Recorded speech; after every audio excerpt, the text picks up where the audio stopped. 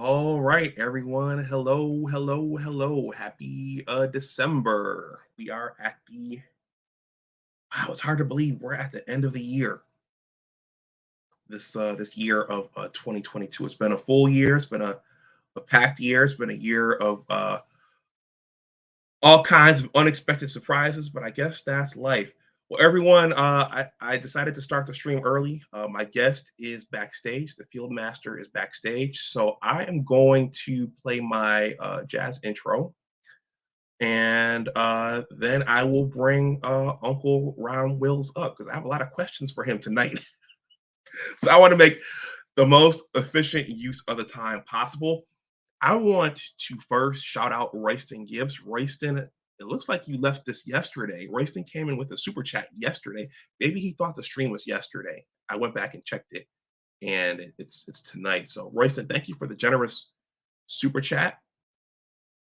If anyone else is watching during this stream, the super chat is live. I've heard some channels had their super chats snatched away. I don't know why. My channel has not thus far. Maybe it's on the way, but thus far it's not. So if you want to super chat something during the stream, I have a lot of questions for Uncle Rom. You can super chat me, and you can also. I'm sorry, let me slow down. You can also donate via Cash App and PayPal. That is here. So I will see you all on the other side of the intro, and then we'll get this fun Q&A started. I always enjoy when Uncle Rom comes. I think this is his second or third time coming um, to my channel. So I'll see you on the other side of the intro.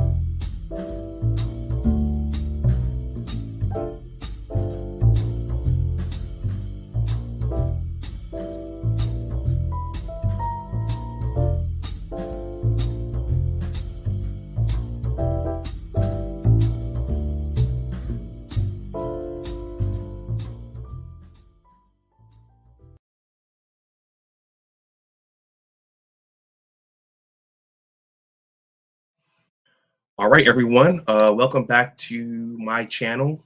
This is Big Discussions 76, my original channel. I have three others, and Uncle Ron was part of the inspiration for that, for having multiple channels.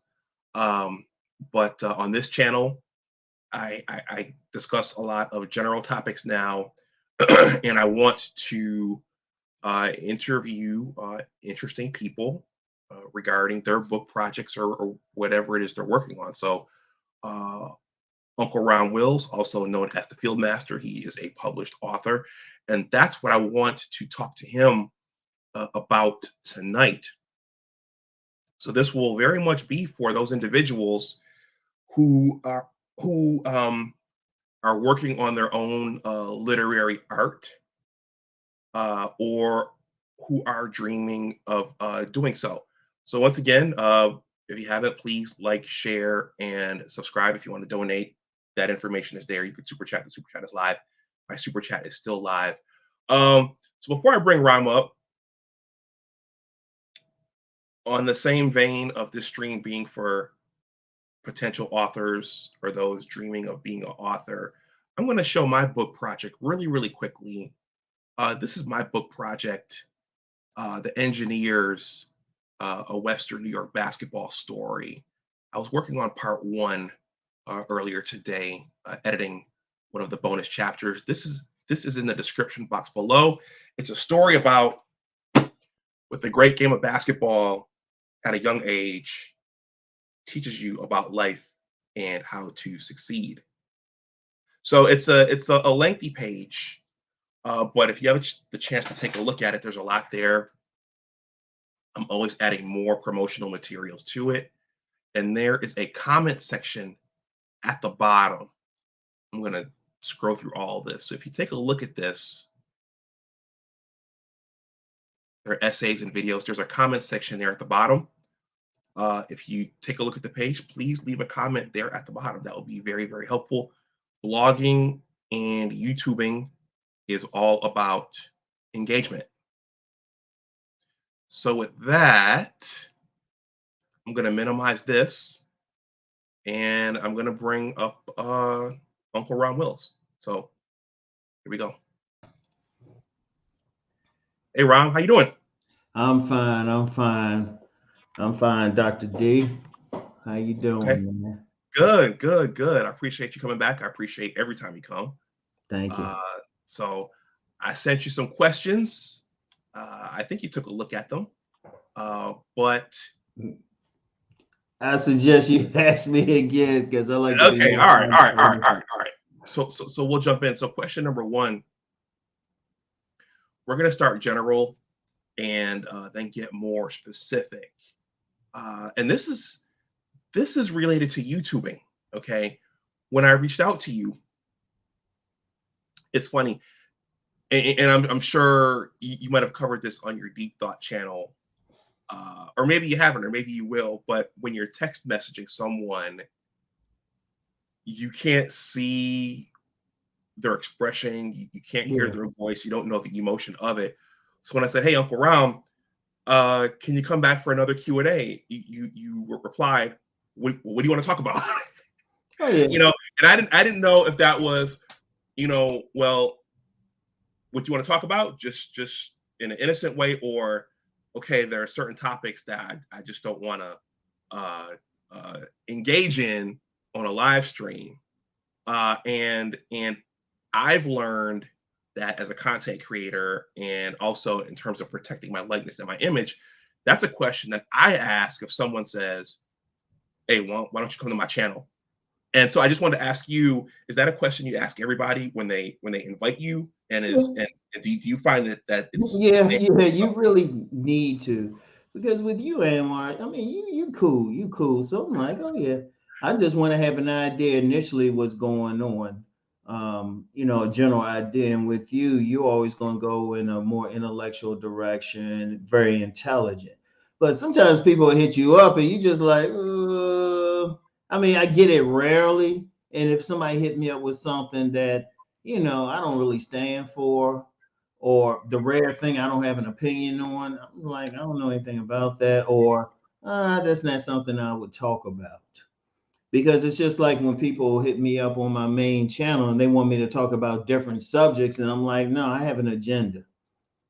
Because that's one thing people don't realize. Mhm. My main channel, it's really deeper than just man gets woman or even the sovereignty piece. I have a specific agenda. So when people are asking about celebrities or some other stuff or some random question, I'm like, no, I'm not talking about that, you know? Mhm.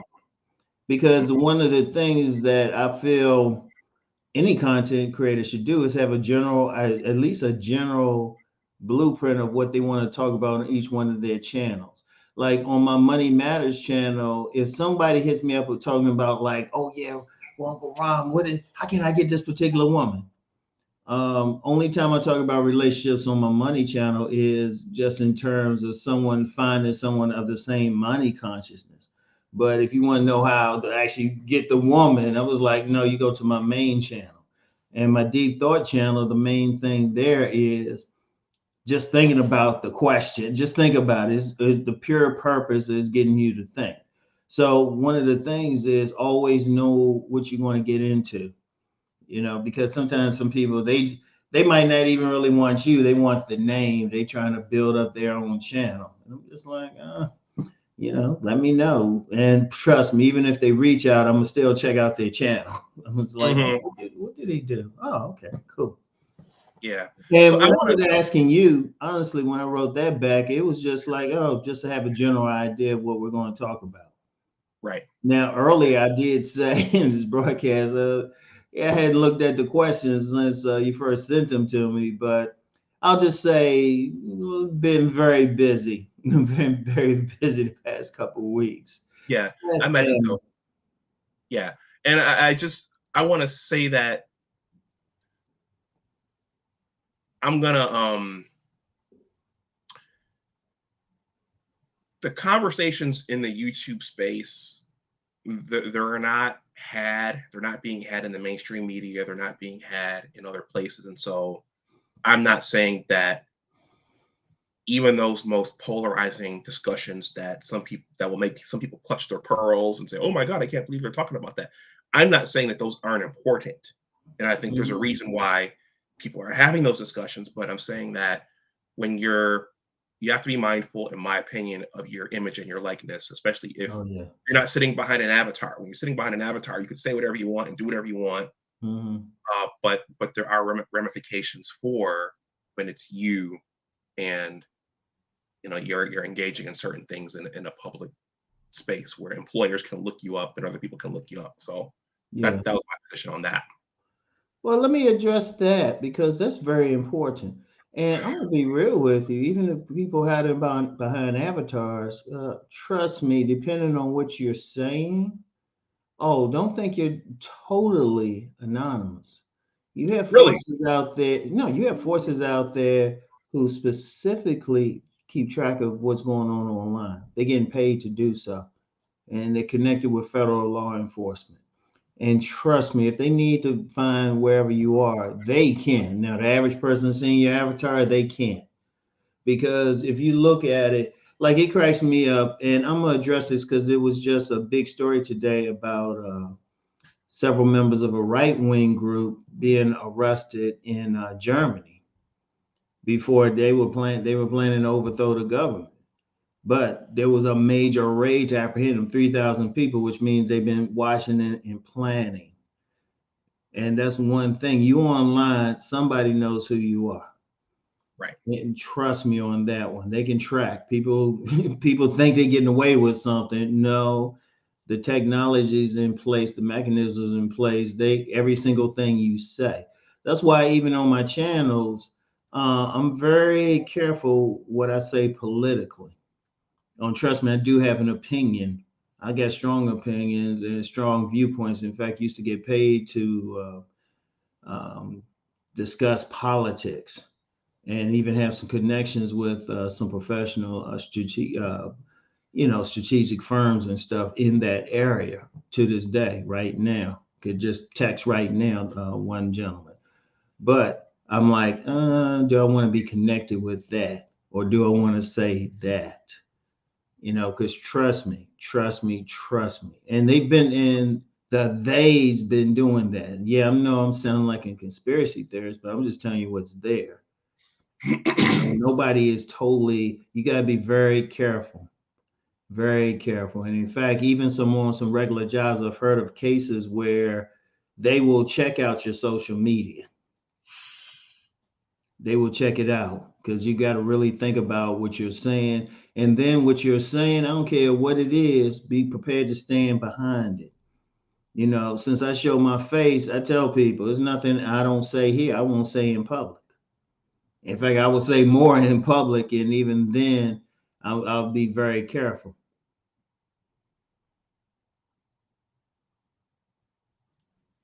Yes, I agree. I want to thank Wayman Brown for the $2 super chat. Wayman, thank you. Thank you Thank very you. much. Thank you. Okay. Yeah. I mean, to have a YouTube account, you have to have a Gmail. So there are receipts for Yes. all this stuff. Yeah, and it's very Yeah. important. And here's another thing too. Okay, so I hit it on the more conspiracy side, but you never know who you influence. And one of the things I found, like in the county I live in, I thought could drive around nice and quiet, everything. But I've been increasingly meeting people who see me online. They be like, "Hey, Uncle Ron." Now they're smart because I always say, if you see me in public, walk up slow. I always tell them walk up slow because I'm always keeping my eyes out. I keep my head on the swivel. Yeah, misspent childhood. But the thing is, just understand you influencing people and really in a positive way. So, I mean, it's not just like nefarious reason you got to be careful, but you got to be mindful of your image. You don't know who that you're helping, even if they never comment. I met a young man a few weeks ago, and he said he's been following me for 6 years and it's really helped him, but he's never commented once on the channel. Because when you are in the public eye, and especially as a black man, because I don't talk hit race too much, but we got to be real with it. Everything is scrutinized. Every single thing, the image is scrutinized. I mean, and I'm gonna say something. I know, you know what, might have to piss some of your people off, but I was actually happy Warnock won yesterday. Really? And it had nothing to do with his policies. Herschel was just a negative image, like a caricature. That's the sole reason. I have zero problems with Republicans. I'm an independent. I vote policy. But the image, because the image is very important. I mean, if they had ran anybody else who was an intelligent person, I wouldn't have cared less, because they both the same wings of the same party, in my view. In my view, you know. But the image, and especially as intelligent black men, we have a responsibility. Now, I know y'all see me in my car videos and stuff, and I'm just totally gutter. But at the same time, people see me on my Money Matters videos, and like I'm sitting at this desk very serious. On my Deep Thought videos, very serious. Even on some of my main channel videos, I can joke around, but it's really a more serious, motivational, sometimes tough love tone. So that's a very important thing to really consider. You got to consider your image. Who's looking at that? How many young men, they might not be in a positive environment, but they'll see someone like me. They'll see someone like you, athlete. You were an athlete. You played ball, but you also have that astronomical IQ. So educated. So it's like no telling who your influence. And that's very important. That's important for any black man in a position. Yeah, you can still joke around, have fun and stuff, but keep in mind somebody's looking at you. And somebody's looking at you in a positive way, a negative way, of course, too, but also in a positive way. So I was just moved to share that. Like I said, Okay. I could care less. I could care less about I've worked in the let's just say I had some connections with politics in DC, especially years ago. And trust me, despite what they say in publicly, they more all on the same side. It's a nice show. I've read But about that that. particular image of that running back, he should have stuck with, just being a legendary running back. Okay. Well, I'll keep that in mind, and yeah, I'll remember that when all the Christmas conversations come up. Mhm. Royston just entered the chat. Royston, thank you again for the super chat. You were the first one in, and I think you might have left that yesterday. Appreciate that. Okay, Uncle Ron, well, let's move on. So I mentioned during my little intro that you were the inspiration for setting up multiple channels. You want to give a quick overview of your channels? Well, first is Rom Wills, and it's funny how I started that. It Mm-hmm. was just really, I didn't even realize I wasn't even big about YouTube. I just knew I could post videos on there. I started doing videos on my main channel, just so I could have a way to post them on my website without having to post directly and paying extra money.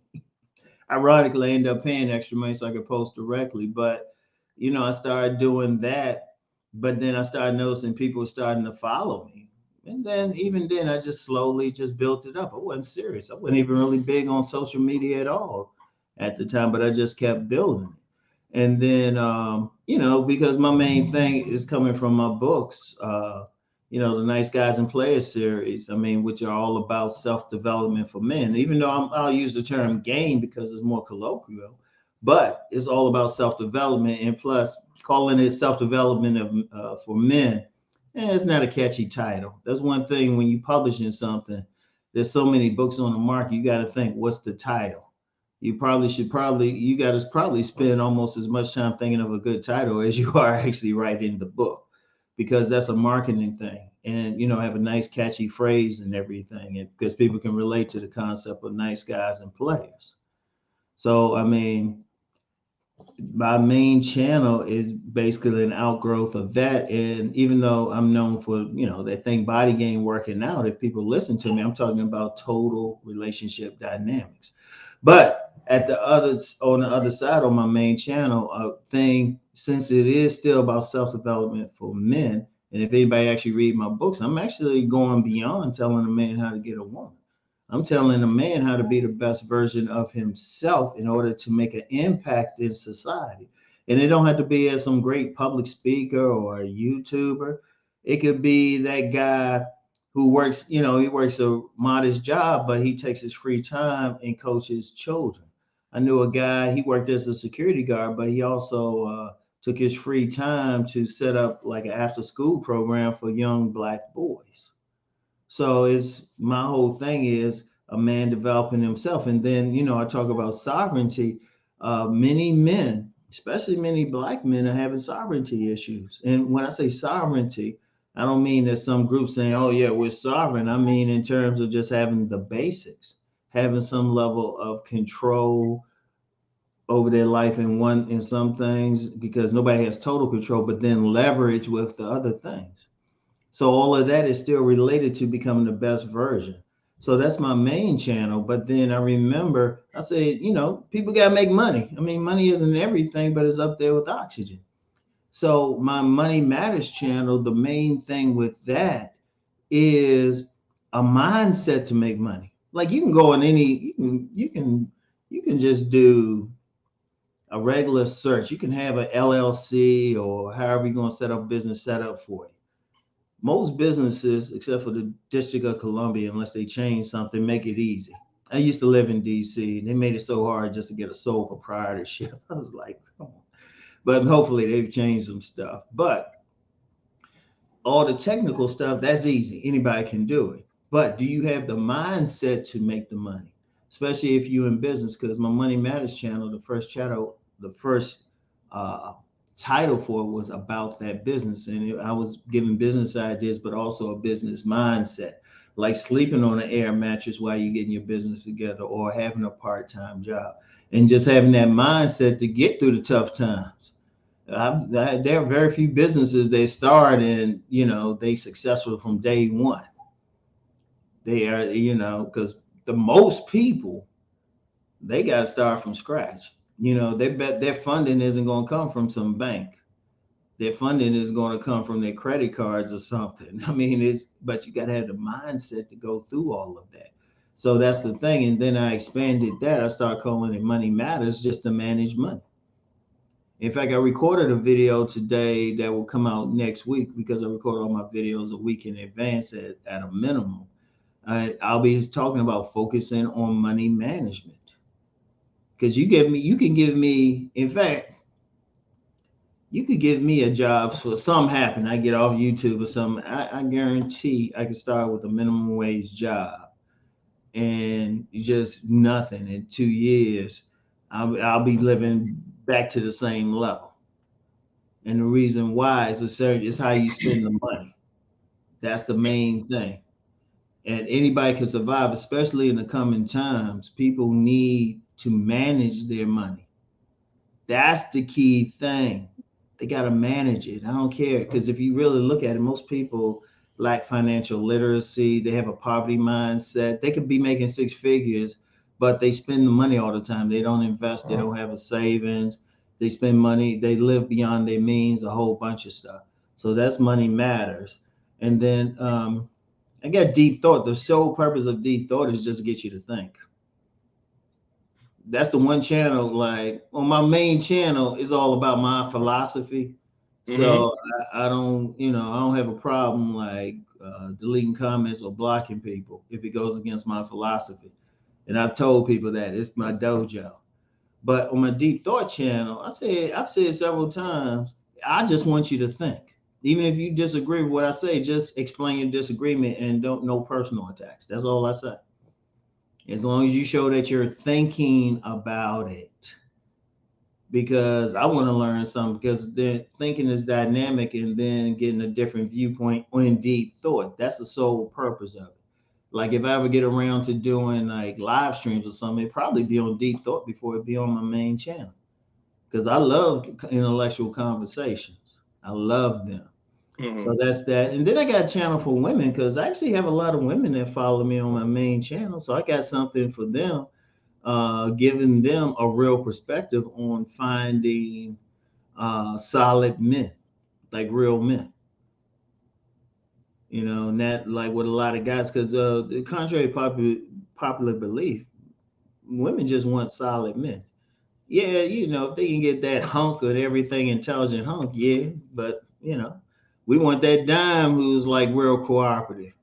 But what I tell them is, okay, this is what you need to do. This is what the men are really going to respond to.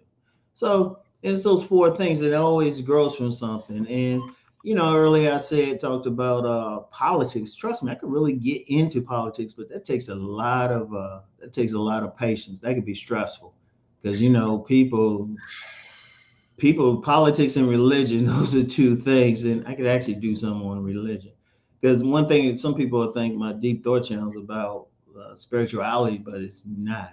And I specifically say I don't talk about that there, because I don't want to unduly influence anybody with my beliefs. Yeah, let me just thank Sir Tice for this $10 super chat. He says, "Whoa, salute Doc on this get of Uncle Rob." Sir Tice, this is his second or third time here, so I've had him before. He likes coming over here, and I appreciate that. He says, "Uncle Ron, Doc's a good bruh. Ignore that he's a U of M fan." Sir Yeah. Tice, we're in the playoffs, so you Michigan State guys Oh, can't go. you got. Oh, okay. Oh, okay. Okay, so a couple things, because we got to move on to question number two. I think one of the most valuable pieces of the game you told me as an aspiring author is to launch your art and your vision. You might have to take a step back and downsize at some point.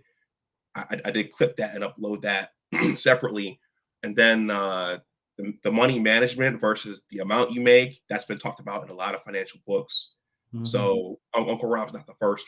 Uh, that's kind of understood as a general money thing. And then finally, before we move on, what you just talked about, that's something me and my mother talk about all the time. Yeah, when you're at gatherings, be careful about bringing up politics and religion, because Mhm. people will roll up their sleeves and they'll want to No, fight you seriously. over that politics and that religion.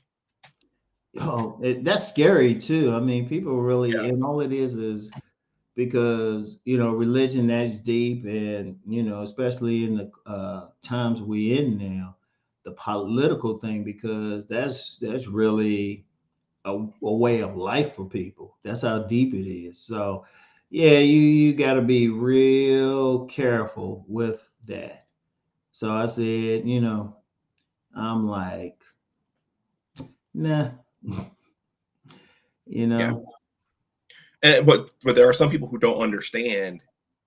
Uh, well, and just feel like, well, you should just be yourself and say what you think, and say how you feel, and say Mm, you should just be open. Well, yeah, but not everybody can handle it.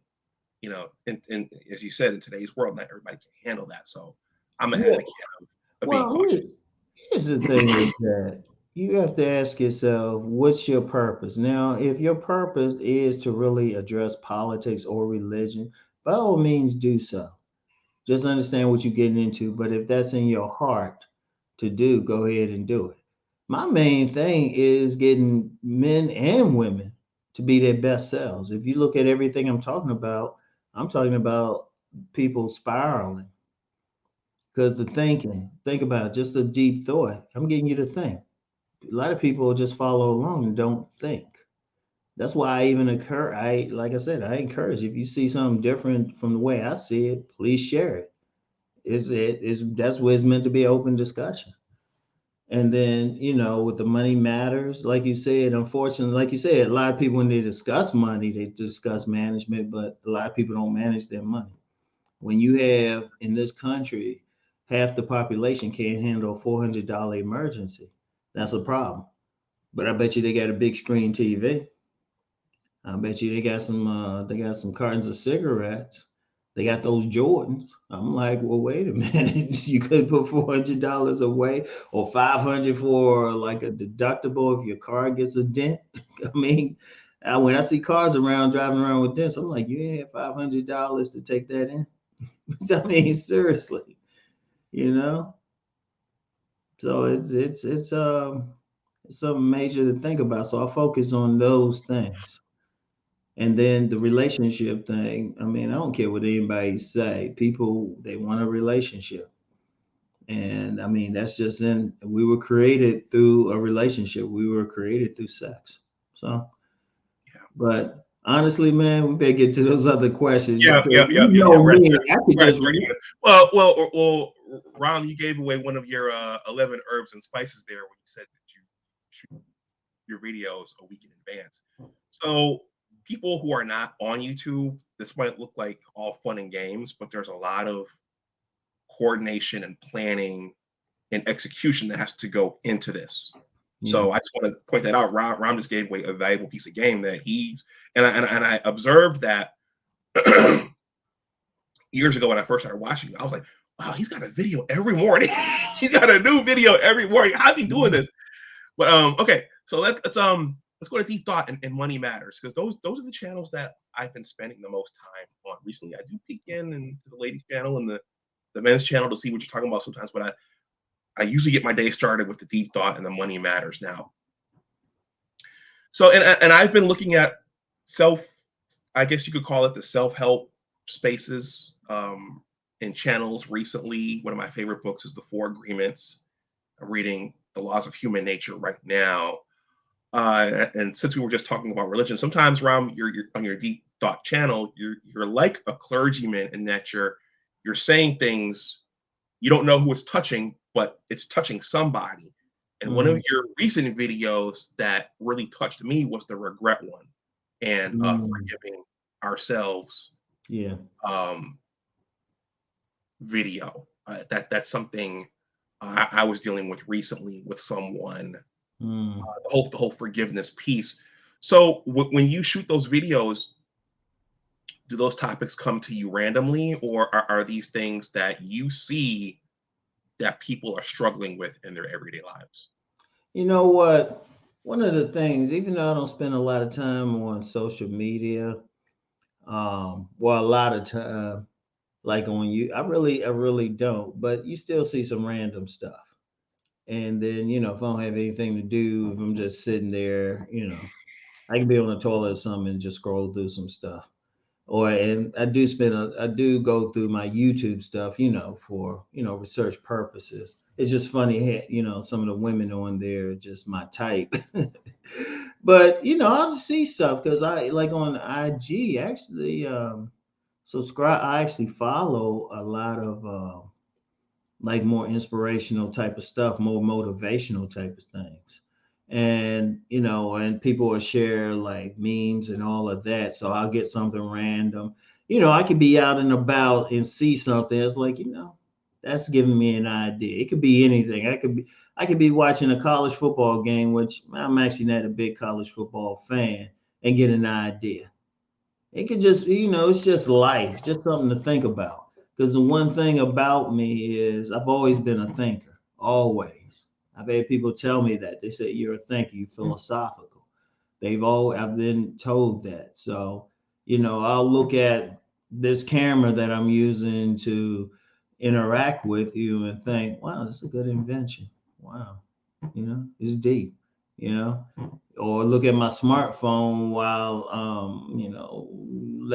taking care of some nature things. And it's like, it's deep. I can take care of my business or everything while I'm sitting here, um, cleaning the system out. I was like, and that's how I think. I'll just see the random thing and think about it. I'll be like, you know, that situation over in Germany. I'm thinking, how they think they're gonna get past all this surveillance and stuff. I was like, that's how I think. So somebody might say something to me. I was like, you know what, I need to address that. Mhm. Okay. Well, it's very it's very necessary. I mean, that there are people dealing with things every day in their personal lives, and and don't have the tools to deal with everything, whether it's Yeah. dealing with a significant other, dealing with a relative, dealing with a job loss or whatever. Uh, that and plus your Sunday morning simulcast, people need to hear those things. Well, let me share something about the simulcast. I was actually going to stop doing them because Really? yeah, I did get my fewest views, but I never forget. I was at a self improvement summit, the ones put on by C Boogie, and we were in Atlanta. And I never forget, it was two twins, these two young brothers, both of them were engineers, great guys, and they said how one of my Sunday videos helped them out. And I said, and I don't get into religion, but I'll just say Spirit must have said, nah, you gotta keep doing those. So all of a sudden I meet these guys who were inspired by them. And sometimes you gotta have that attitude. If you help just one person, you're doing something. So I keep it going. Because seriously, I was just gonna stop doing them, just chill out on Sunday. It get the fewest views, fewest responses, the least amount of money, all of that. So I said, shit, let me just rest. Should give me some time, focus on some other things. But it helps people. It Mhm. helps. I mean, like globally, I've had people hit me up from Africa, from Malaysia, um, Japan, places like that, Europe, South Africa, every place, saying, hey, I needed to hear this today, or this has helped me, or they've told me how just my perspective. So, I mean, sometimes you got to think you put in a great position to really help people. Oh, yes, I'm a money grubber, but honestly, it's mainly getting paid to do what I love to do, which is to motivate. And ironically, when I say I'm a money grubber, if I really went for money, oh no, trust me, I could go in on women better than anybody because I can go deep. I can go deep, but that's not my purpose. My thing is to help everybody to grow. And one of the things I would say is when people they're moved to do a particular thing, that's their best shot at success because it's in their heart. It's tough to succeed in something you really don't want to do. That's why you have some people, they'll go to like an advanced, graduate school, they'll go to law school, med school, or something. They'll get a corporate job making a lot of money, but they're not happy. But then Mhm. you might leave that and do something that doesn't make as much money, doesn't have the same mainstream appeal, but then they're happy and really impacting people. Like I'm a gentleman I met years ago, and we had mutual friends. We had talked a few times. He's an urban farmer, and he's doing a lot to help people. Not just getting together urban farms, but actually um, helping people, particularly in Black community, just get some basic food. Because he's not only have the farms, but they're getting this food to people who need it at a good price. So it might not be that prestigious job, but he's really doing something, like having a major impact. Right. So that's the main thing. Anybody needs to do what they're called to do. What they're called to do. Yeah. And I'm sure you've observed it as well. all the gender stuff. That pays really well. You know what? The comment section lights up like a Christmas tree. That's the biggest bull because men and women need But each other. yeah, That's why I don't but like getting into it. I mean, yes, there's back and forth, but a lot of that is just a disappointment because we want that. We have it within us to want a mate, to want to interact, both sides. So what actually in those conversations need to happen is we just have a real conversation instead of just you do this, you do that. Because I've been in situations where I never forget I was at a retreat where it was men and women. We started off the retreat like ready to go at it. It was like no, it was like this literally. But by the end, it was a 3-day retreat. At the end, the third day, shoot, there was nothing but love in there because we had real conversations. We weren't accusing people of stuff. We were actually talking, say, well, this is what we feel. And then the other side was like, well, this is what we feel. And we'd be looking back and be like, wait, that's how you feel? And the other side looking at us, that's how you feel? And everybody was cool. So I ain't gonna get into like, oh, I'm gonna attack. See, to me, I ain't gonna attack a bunch of women if I'm trying to get with them. Y'all know I like a big butt dump.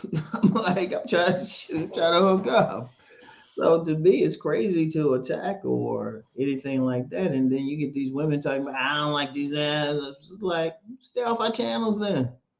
You want to get with us. I mean, we need to be adults about it and say, okay, why don't we have a real conversation? And people be surprised what they find out. okay. All right. Well, let's continue with deep thought. One of your other recent videos that really um, resonated with me was the one about the changing world. And that one hit close for numerous reasons. I mean, there's talk of automation coming. We're kind of, for those who don't know, we're kind of in this. It's a silent crisis where there are more and more younger men not working. They're not having the desire to work. There's gender relations. There's gender identity. I mean, just the entire landscape of this country and maybe the world is just going like this. What made you decide to shoot that? I mean, were there people in your circle who were feeling a little disenchanted about where things were going, or did you just That's just my because nature. writers are weathermen too. Writers look at what's going on and they capture that. But what made you decide to do that? I just pay attention to everything because part of the thing that I even wrote my book, Nice Guys and Players, like I said, it goes beyond man gets woman. It's about creating better men to deal with what we're going through now. Because that's why we have chaos, because the nature of man is to bring order. But if men aren't fully standing up and the men aren't feeling good, there will be chaos. Because that's really the crux of the problem. We just have chaos, all this stuff going on. I mean, we're seeing different manifestations of it, like through politics, the economy, but everything comes down to people. Like the economy, it's having problems because, well, people are not spending money the same way.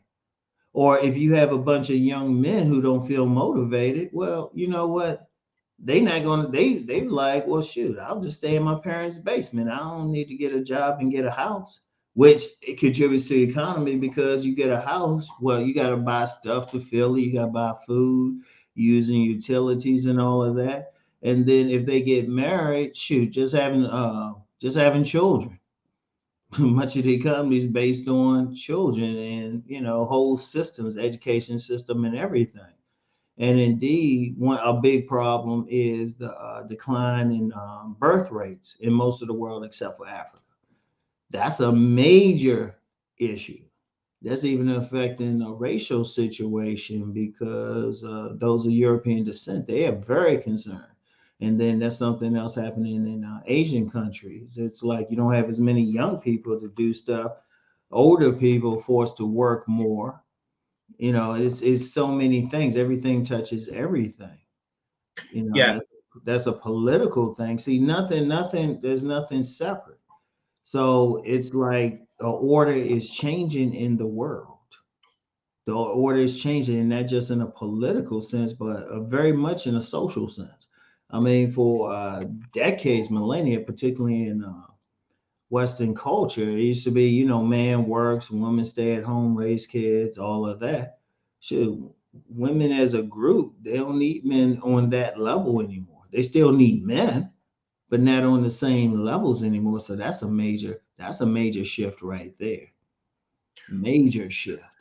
And you got so many, it's so many. We could sit here, we could do a video, a live stream, 3-hour live stream every day this week, or at least 7 straight days, and we still only at the tip of the iceberg. Because we Yeah. can take one angle and say, well, this is affecting that, everything. Shoot. Yeah. Um, abortion thing. Abortion thing. A lot of that is to get more children. A lot of that is to get more Well, children. I You know? I have a super chat from Sir Tice. I'm going to read two things related to what you just mentioned. I don't know if people were paying to Senator Chuck Schumer's announcement a couple of weeks ago about immigration, but I'm glad he came out and said this is why we need the immigrants. Oh yeah.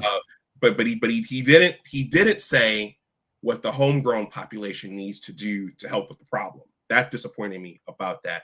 And the other thing is, I don't know. I'm sure you saw it, the black sperm shortage story. Oh Did you yeah. see that? Yeah. So there are a lot of unintended consequences for some of these things that have been put into place for us.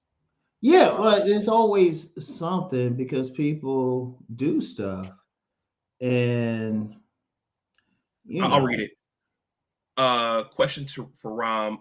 Text messaging, social media, video games, phone notifications, etc. More things, more than ever, are competing for our attention, which, in my yeah. opinion, has affected our focus. Thoughts on this? Oh yeah, definitely. It's affecting us socially. People are not interacting as much, and they're getting more into their own worlds. That's affecting something because if you have men and women, they really more into this, but not interacting with each other. Guess what? They don't come together. They don't come together. They don't have children. They don't have children. Jobs aren't filled the same way. Like that actually affects the immigration. That's why, despite what some politicians might say, they need immigrants. They need immigrants to do a lot of jobs. I remember I moved into this place, and I had deliveries of furniture, 3 separate deliveries. All of them were done by Hispanic men. You know, or even in the area I live in, it's predominantly white, but I'm noticing most of the young people doing the jobs at places. It's becoming increasingly black kids doing the jobs.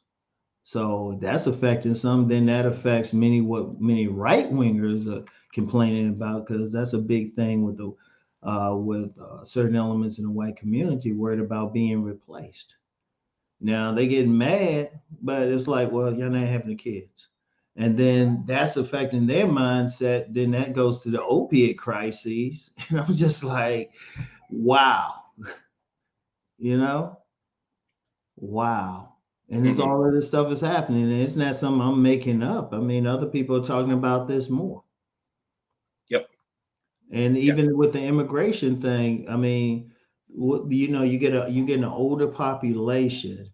They need a certain amount of young people to work to generate money for Social Security. It's like, wait a minute, That's right. wow. Because if you wanted to stop it, well, it's like a minister told me one time. This was an African traditional minister in a system, and there were complaints in some African traditional religion groups about whites joining. And I never forget what he said. He said they can't sit in seats that are filled. So if you don't have young people doing some stuff, they want some young people to come in and do the jobs. Hmm. You know, so that is bigger than what people realize. Now, if you had some people doing those jobs, the immigrants wouldn't have any place to come. That's right. Yeah. So there are jobs that need to be filled, but also Hmm. on a more macro level, the government needs workers. The government needs tax Work. dollars. Yeah. Oh, yeah. So, See so that they, there you they go need again. bodies. Yeah, Yeah. you thinking. That's the whole point. You know, regardless of where you are on the political spectrum, you got to look at the big picture. You know, they shoot. It's like, well, wait a minute. If the jobs weren't there, the people wouldn't come. You know, just saying you want to keep them out, okay. What you gonna do about these jobs? And then we talking jobs, all of a sudden automation. You know, it's like, wait a minute. You know, more stuff is getting automated. There's so many jobs that's been lost. Even in the tech industry, think about something right now in the tech industry. People didn't expect this many layoffs in the tech industry. People thought, hey, that's the future. All of a sudden, that's where they're laying off people. It's like, oh, wait a minute. You know, it's like so many one things are tough have touched another thing. And that's part of deep thought, trying to say, okay, look at the big picture. See, there's several ways people think. Sometimes some people think on a small level. They just concerned with their immediate environment. They ain't going beyond that. There's some other people, their thought processes are connected with what the group is doing. And then some other people, they just see the whole picture. They like a bird, they flying over everything to see everything happening. And it's so many little angles. It's so many. Just now we just hit so many angles of just one issue. Yeah. And I'm gonna tell you what, that's powerful. And it's changing quick. And see, one of the things is on a psychic level, and I don't mean some metaphysic Professor X stuff, but just how people are thinking. People want order, but all of a sudden things are changing. The way things are done, even during this Christmas season, like I said, everything is connected. I have a lot of friends that work in local retail, and they say, you know, it's not as crowded as it used to be. You know, because I went to a local department store with my sons on Black Friday. I found parking easily. I remember years ago because I worked retail. You shoot, the place would be crowded. You wouldn't be able to get in there. Easily was able to go into the store, get something real quick, easily. Now, part of that is, of course, a lot of people ordering stuff online, but then that's affecting everything. Mm-hmm. And even that's being touched because now some people aren't ordering as much. They want to go back out. So it's so many little things. Only thing I would say is good though is whenever you have disruptions overall, there's always a movement somewhere. There's a movement somewhere. Okay. It's a question of like spotting it. And there's some things coming, but that'll be one of those things I'll keep to myself. Okay. Well, we'll wrap this section up with this. This time of year, families get together, Mhm. and most notably, boomers, and I guess what's left of the silent generation people. They look around and they say, "Whoa, there are fewer little children running around this house for Christmas or Thanksgiving." Mhm. Um, and then in churches, there are fewer little people in here. Um, so it's important for people to ask why. Why is that? It might lead to some uncomfortable answers, but it's important for, as you said, deep thought, to ask why, even if it Well, leads to some uncomfortable answers. And then, so Ron, my next question was, and this might be a hard one. Parents oftentimes expect their children to have the same life they had. Your two sons, do you expect them, as you see this stuff unfolding, do you expect them to have the same life you had, or are you prepping them for something different, they'll have something better. something better? They'll have something better. Like I Okay. said, with everything going down, there's always going to be groups who live a different way, a different perspective, Okay. always. So for me, they're getting a different perspective on doing some stuff from me. And Okay. unfortunately, that's not a major thing, but at least they will. And depending on some other stuff happening, they can. Because there will be a change and order always comes, but it'll look different always, always. And, and I was thinking about what you were saying about, the older generation and looking around, not as many people, not as many children. One of the things with everything going on, a lot of people are not having children right away. And then with this recent overturn of Roe v. Wade, something people are talking about, there was an uptick in men getting vasectomies. Hmm. So, and then you're talking about many men, yeah, a whole lot of young men, they're not having sex at all. And then you still get the women, despite the overturn of Roe v. Wade, abortion is still legal. You still got all this stuff in many states. And then tubal ligation, many women might just tie their tubes. And a lot of them will say, hey, we can't afford kids. They might not just want kids. One thing the older generations in the Western and Asian cultures, they used to have children that the same way. Only place they still having children, I mean, that's dropping, but they were at such a level is almost negligible. But Africa, and it's probably and that's something actually intelligence agencies have paid attention to. They were like, hey, their populations are growing. Hmm. And so that's affecting some stuff right there. So, Okay. and one of the things, any society, any culture is made up by what the people are doing and the type of people and their mindset. If you talk economy, politics, everything, even the religions, everything, what do the people do? What do the people want? And who are the people going to be? You know? So it's many things to look at, many things to look at. I mean, I would just say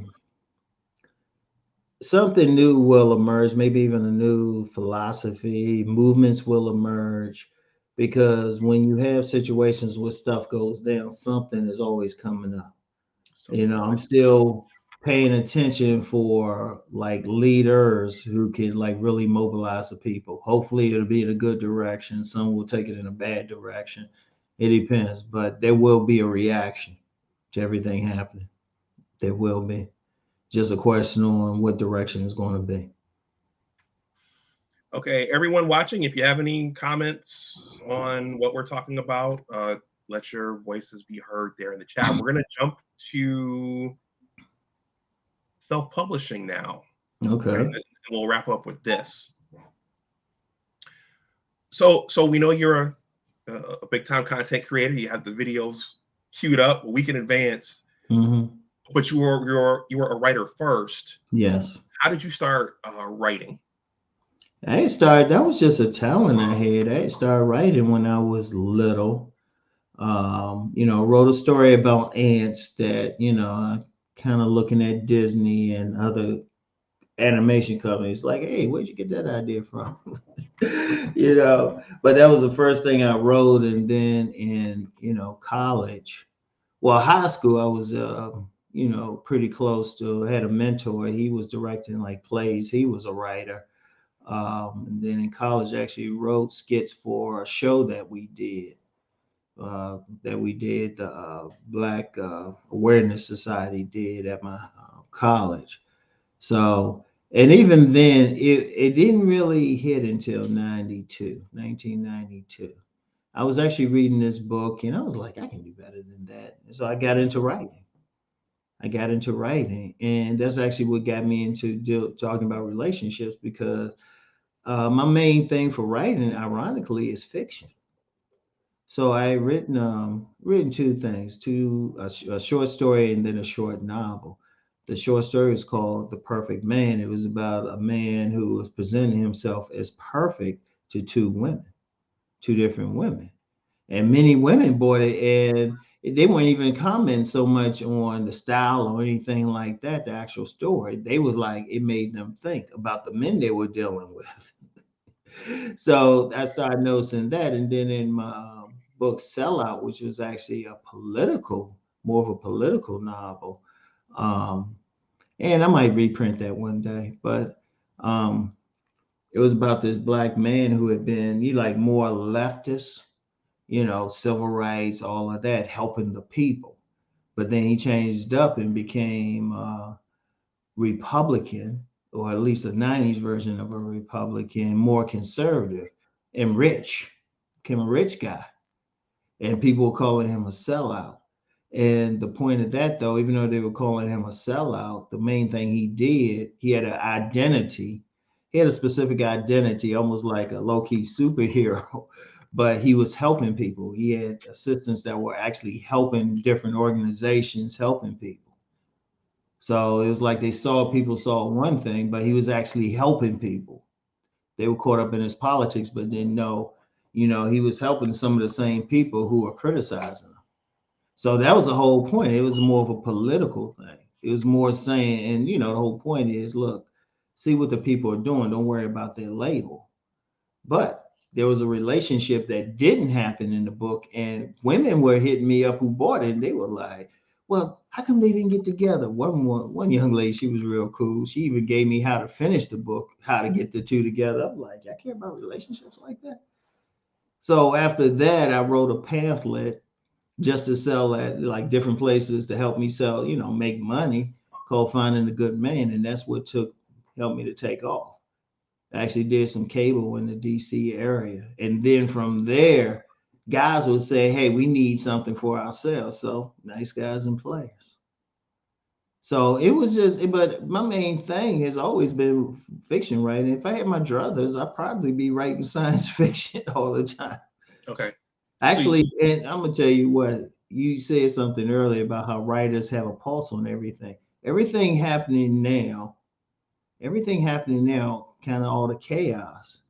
They were in our notes for a science fiction book I was going to start writing back in around 2008, 2009, and I actually have a science fiction novella, short novel called The Sankophans.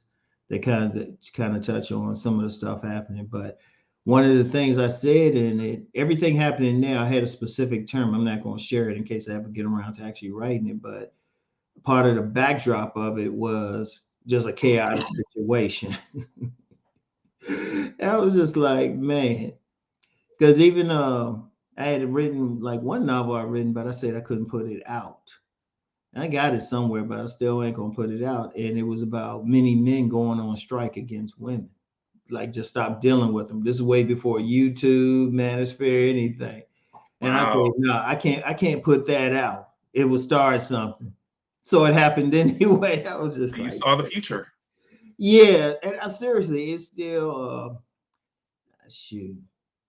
I think I got a hard copy of it somewhere. I gotta go through my stuff, but I said I couldn't put it out because I wrote this back in the 90s, and I said, no, I can't put out the idea about men going on strike against women and not dealing with them. But it happened. It happened. Yeah, but that was like my main thing, because people don't realize it. They see all this, but my main thing, I'm just really more creative. I've always been more creative. I mean, like I said, if I had my druthers, I'd just be writing my science fiction novel and let it go with that. Okay. And I've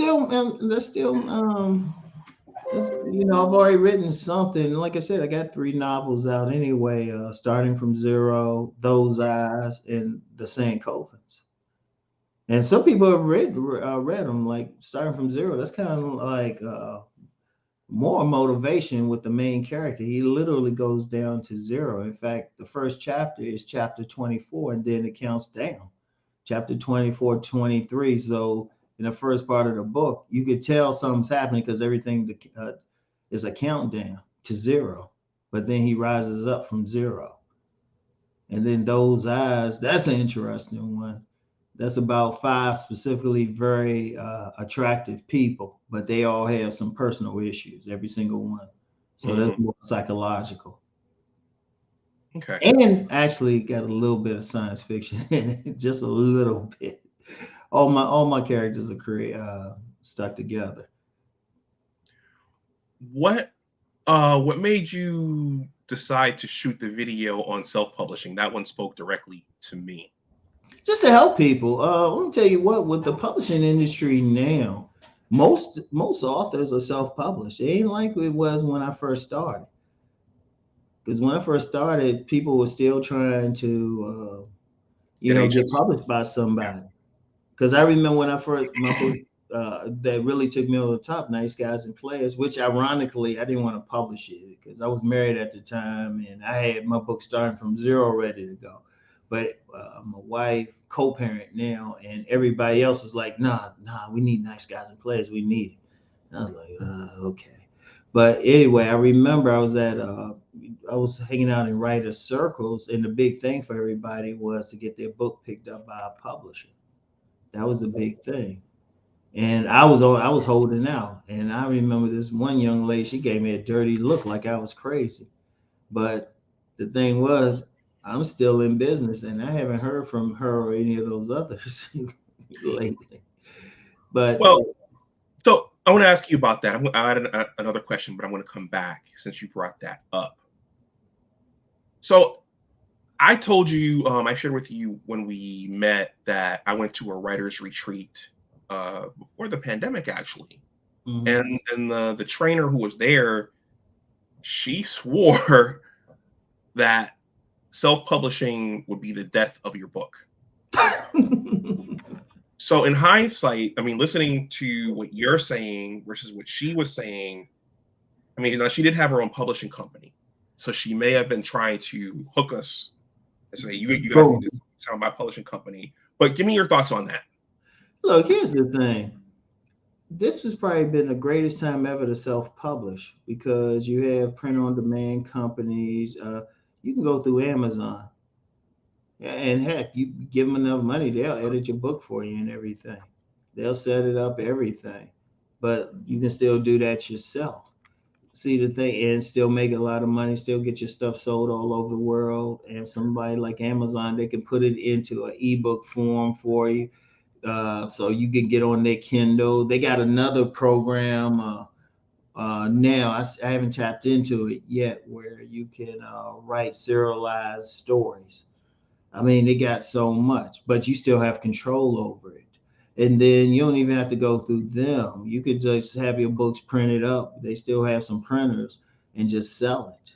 The thing is, you got control over it because when you dealing with, see, the publisher, yeah, it's a publisher herself. Oh yeah, she getting a cut. Oh, she going to encourage it. But if you want to really keep the money, you can self-publish. Most of the 90%, over 90% of the industry is self-published. And you got some famous names that publish their own books. You can start your own company. It's the easiest. And the thing is, you keep more of your money. You can go through something like Amazon, or you can hit the road and you can like hit the road and just do different places. Because I know a young lady, beautiful young lady I met at a expo back around 2017, and still follow each other on IG. I even did a review of her book on my main channel, her book. And she got a whole series of books. Her books be getting in libraries, but she publishes herself. All it is the most you need is maybe a very good editor, another set of eyes on it. You can find someone to maybe give you some art or whatever you want to do for a cover. And there's so many tools out there to set up your own thing. And then here's the thing: you're not so much in the publishing business, you're in the marketing business. You got to market the book. That's it. And with social media now, it's easier to do. You could write your book, and all you have to do is just market it on your YouTube channel. You could just market it, have a link. It's just like when I'm doing my on-demand videos. That's very lucrative for me. I don't need to go through a third party. I don't need to go through that or have a publisher. I was like, they got plenty of platforms and stuff to get the books out. Then you got you have IG, you got TikTok, you have YouTube, shoot, Twitter. Facebook if you want to use it, Twitter. You got so many ways to put out your own book. In fact, that's becoming a business because you have independent editors out there to help you. You got people to market the book because that's really all the books publisher do. But this is something I learned when I was first getting out there. Publishers, they get it, but they don't really hustle your book. You still got to hustle your own book. So you So still doing it. And here's something else. You really don't make money. Like you, maybe those bigger people who are celebrities or something, they write a book, they were making some money. They weren't even really, they were getting paid for reprint rights. Because when you get maybe 10% of the royalties, you publish yourself, you self-publish, shoot, you can get about 60% because you're dealing with if you're dealing with a bookstore or something, they only gonna give you 60% of the retail price. But if your book is $10, it's better to get $6 off every book rather than 50 cents off every book, which is what you get from the publisher. And they can make your money, they can make money off your work for perpetuity. But yeah, you got control over it if you publish yourself, which 90% of the industry do. You got people who can help you publish it yourself. I mean, there's so many tools, but you got control over it. That's the key. got That's control. the key. Now, of Okay. course, someone owns a publishing company, you think, oh, I can publish it for you. But then you still doing the hustling. They give you a little bit. I mean, because even in bookstores, the thing in bookstore, even when you get it in a bookstore, they'll feature your book like up front for maybe a month. Then they'll move it to the back and then send you back stuff. So it's like you start looking at it, it's like, it's better you just get it, put that thing in your trunk, figure out where you can sell it, you know? Like MC Hammer. Um, It works. Hey, I'll use an example. Somebody who did just that, Michael Baisden. Michael Baisden. And that's how he started. He was setting up all his own stuff. He didn't go through a publisher. He was set up his own stuff. See, it's all about control. What do I talk about? Sovereignty. sovereignty. Then, like I said, the young lady, I never forget how she gave me a look, but here I am now. I'm still making money off that book. I barely, I mean, I'll mention like my main book, but I'm still, people still hit me up. People still, my books are selling literally all over the world, like through Amazon every single month. When I see how much I'm getting, I always have to check a currency converter because it's selling literally all over the world. And I'm still making money off of it. Now, I ain't making enough money to live off of those books, but I'm making enough money to put it into my savings. I'm making Yep. enough money to go to like Red Lobster. Yep. So it's like I got control over it. And it's something my sons can have control over. Yeah. And that's why I'm not worried about them. In fact, neither one of them want to work for anybody. I guess they got it from some old guy. I don't Hmm. know. Well, it sounds like the other powerful thing you said is social media. It's like a brick. You can either throw it through a window, Mhm. or you could use it to build a structure. That's the beauty of it. You don't have to go through seriously. If you just, that's the beauty of social media. I mean, you have a whole creator economy. You got people making money just doing videos. And so you can advertise. It's an advertising thing. If I wrote a book now, all I have to do is just advertise it on my channel. And I guarantee it's going to sell.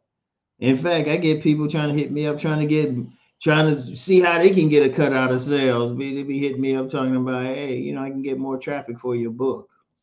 I'm like, I don't need you to do that. All I have to do is promote it, Hmm. you know. And Okay. I'm just doing soft promotion of my books. People still buying them. Okay. I think we're just about at the end. The other question I was going to ask you is, I mean, and you know firsthand because you're selling books, are people still reading today? I've heard people don't read today. People don't read Yeah. books anymore. You know what? I'll pay attention to them because I know for a fact, yeah, there was a time people were getting more into ebooks, but the bookstores are still open. Plenty of people are reading now in this country. Yeah, we got some literacy issues, but if you got 48% of the population who can read above a sixth grade level, They still reading. I mean, you got the bookstores. You got little bookstores opening. People still reading because that's part of who we are. And if you got a literate population, they going to want to read. They still reading. Only thing Okay. that might have changed is how the books are marketed. Because if you look at some place like Amazon, that's how they got started, through books. Through books. Through books. You still got a bookstore. Still got a bookstore, big major chain bookstore right up the street from me. And then you have like within the Black community, there's been a resurgence of Black owned bookstores. People still reading, or even if they on their device, they still reading the Kindle. Mm-hmm. So I mean, people always saying something, which I'm gonna tell you what, you gotta be careful when people say never. All they can do, they sharing their perspective. So okay, you can respect it from their perspective.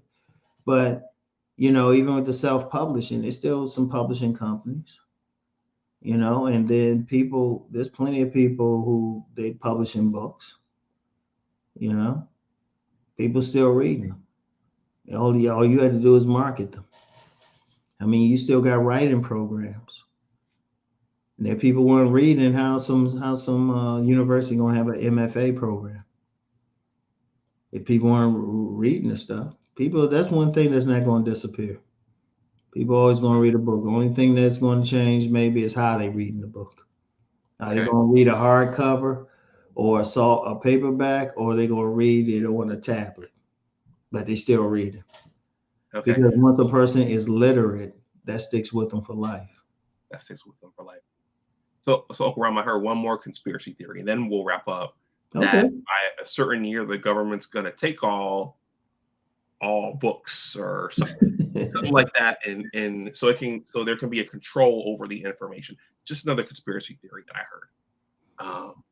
But And first of all, it probably won't be the government unless it's controlled by certain folks, but it's not going to be the overall government. Some local governments, yeah, they're going to burn some books. But, there was that classic story about Ray Bradbury, Fahrenheit 451, where they literally had firemen burning all the books. But the way they dealt with that, people would read a book and become the book. So they can try, but as long as you got the information out there, you can burn books. You can try to limit it. You got people going on school boards trying to limit the books, but the book is still somewhere. Mm-hmm. And if the government, and here's the thing, it's such a thing, you would get a resistance to people trying to, even the government trying to control them. You would get a resistance from them. Because even in some repressive countries, they would try to ban certain things, and people would still say they needed that much. It's a psychological thing. They need to read so much. They'll somebody be selling that book like they selling some drug or something. Mm-hmm. And yeah, they can try. And like I said, you got in some local jurisdictions and certain groups, they want to burn some books that go against their philosophy. Okay, but the knowledge for it is still there. Somebody could get slick. Shoot, they could upload it. Then you got people uploading books, and you gotta be careful with that. Sometimes they're uploaded without your permission, but they can upload it online, and boom, there it is. Once it's there, hey, they can have all the bonfires they want, but somebody gonna get to it. Okay. Because let me just say this: overall, it taps into the human spirit. I don't care who you are. I don't care what force, what they is there, what political thing. You can't stamp out the human spirit for something. A smart person, if the powers that be was smart, they do like they did in the Roman Empire. The Roman Empire didn't try to stamp out anybody's religion or beliefs. They just say, look, just pay your taxes. You can do what you want. But when you get groups of people trying to stamp out the beliefs of another people or trying to control the information, there's going to be automatic resistance. So, yeah, that's a good conspiracy, but it ain't going to happen. Okay. Because you'll get somebody to say, you trying to burn? No, I'm going to print it up just to mess with your head. Okay. Uncle Ron, that's all I have. Do you have any other thoughts or comments or stories? You know what? We talked about a changing world and self-publishing. I would advise every man, especially women too, but every man to really work on your sovereignty. Yeah, there's a change, but then when one thing is going down, something else is going up. So, Uncle Ron, so sovereignty, in what context are you saying that? What do you mean? Sovereignty, just having some control over your life. Too many people are following. Being able to have your own spot, having some control there, some level of control. Where, if you're working on a job, being in a position where you have leverage, where you're so viable, they just can't get rid of you. If you have your own business, you have your own craft. You want to have some level of men, especially, need to have some level of control in their lives. Because one of the sad things, a lot of men are flailing along. They don't feel any control. They feel hopeless. They feel like victims. That's not the nature of man. The nature of man is to have his own boundary, to have some control his territory, because that taps into the man thing, just being a man. So that's what I'm talking about. I'm not talking about exercising control over others. Every man should have control over his space, and his space starts with himself. It can starts with his mind. All the information, whatever ism he wants to follow, whatever philosophy, whatever spiritual path, it should be because that's what he wants to do. That's sovereignty. He's living life on his terms as he is not interfering with somebody else's life. Because then that's a problem. Because if you're sovereign, you need to respect someone else's sovereignty. And men need to just simply stand up. So, Okay. Well, and that's go ahead. I agree with you, and I think that in this changing world, that's something that's been lost It or has. disencouraged. It has. There's certain forces. Once again, I mean, I could talk about not trying to have control over others, but there's certain forces. Their main thing is to control the masses, and it could be for political reasons. It could be for economic reasons. It could be for spiritual reasons. It myriad reasons. So there's always going to be a force that wants you to follow, and unfortunately, most people they actually built to follow. Well, Uncle Ram, and we'll end on this. So you're a writer. I'm an aspiring. I'm a blogger and aspiring author. You're an author. Uh, Mhm. Not writing. aspiring, you're an author. I'm an author. Claim Thank that. you. Claim Thank that. you. You're not Thank you. aspiring. That's who you are. Okay. Messaging matters. I don't know if your sons wanted to go see Wakanda Forever, but that, in my opinion, that movie, it goes against what you just They talked haven't about. seen him. They weren't interested. Okay. And I saw the movie, and I'll say this: replacing Chadwick Boseman would have been very easy. Everybody understood. It's about the character. Because one thing in the first Black Panther movie, yes, you had some strong women, but you had strong men, and it was at least a balance. But this the problem with it is you didn't have that strong male presence because even the males they had in it, other than the Moor, they didn't have that strong presence, and that's a major thing. And you have to question that because I mean the thing is you have forces that have an issue with a strong black man, and yeah, they had Mbaku, but then he was kind of secondary, Yep. and they gave him just enough, but he could have had more. And see, I got a question, okay, because the first Black Panther movie that was having a major impact. And see, that gets into another thing. That strong black male image. That's why I said earlier I had a problem with Herschel Walker. Because if he was a caricature, I mean, a strong black man, but his brain wasn't there, Mm. it would have been terrible. That's an image. That's an assault. There's always been an assault against the strong black man image. So, they had Chadwick Boseman up there, and he's, Black Panther, and yes, may he rest in peace, but they could have easily replaced it. People would have understood it. There were plenty of black male actors who could have did a great job, and they could have still honored him. And people know what's up. It was about the character. How many Supermen have there been? How many Spider-Mans have there been? How many Batmans have there been? It's about the character. It's about the image. And really, even in Black Panther, they kind of limited him, even in the first movie, because in the comic books, Black Panther was like, he wasn't just a fighter or all of that or just a king. That dude was a genius, Yeah. multi-genius. Yep. So, but see, that goes into another thing.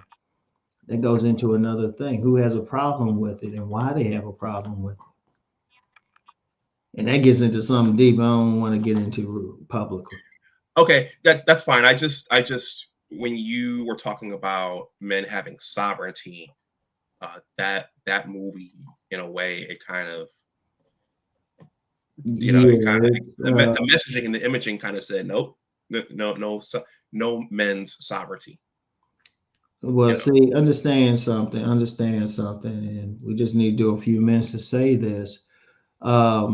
You have certain groups in the world, they realize that their power is threatened by another group of men.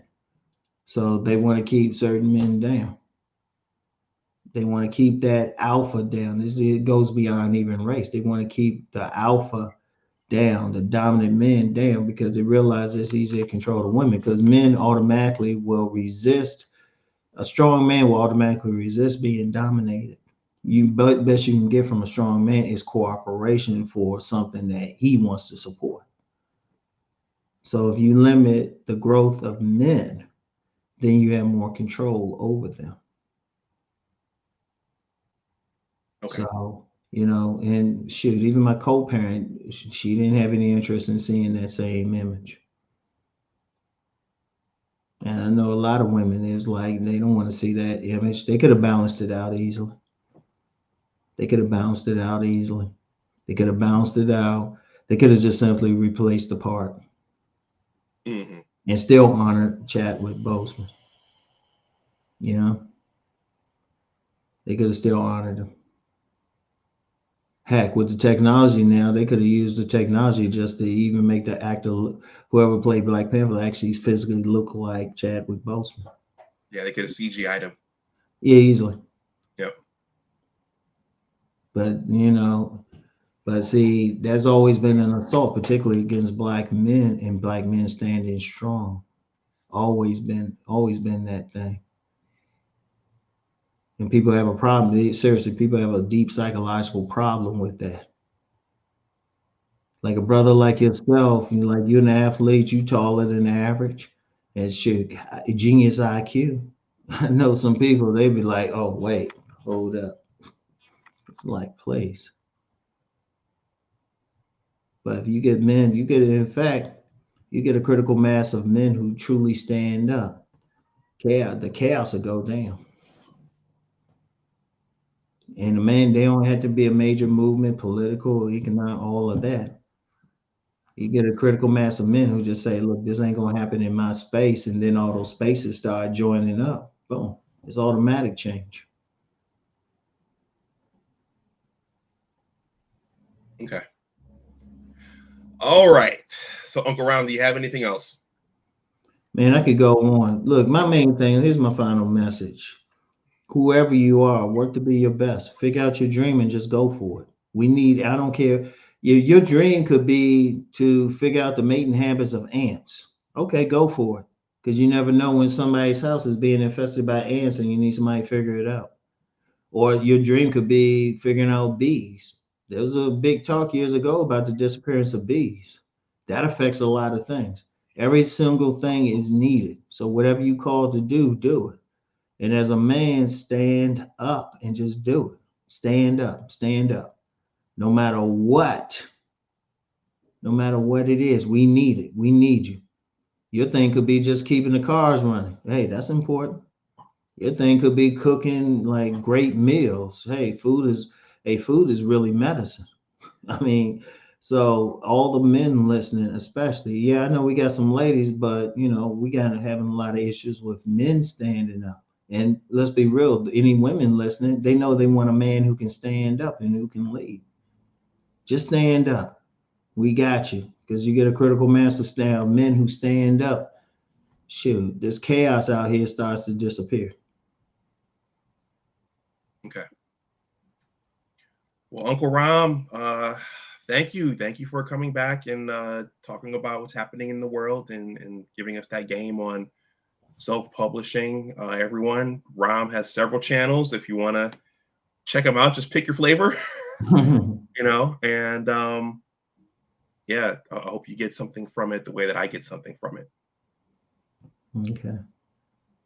All right. So we'll talk offline. And yeah, until next time, Uncle Rom, thank you. All right. Peace and blessings, y'all. All right, everyone. Once again, my book project is here. It's called The Engineers. The link is below in the description box. If you take a look, please take a look. There's a comment section at the bottom. Please leave a comment. YouTubing and blogging are all about engagement. The link is here. Michael Ross says, shout out to Uncle Rom for speaking on the importance of strong Black men. We need it more than ever, man. Okay. I also have a newsletter. Let me slow down. I also have a newsletter, everyone. The last part of the year has been pretty crazy, so I haven't sent it out. But I'm still collecting names.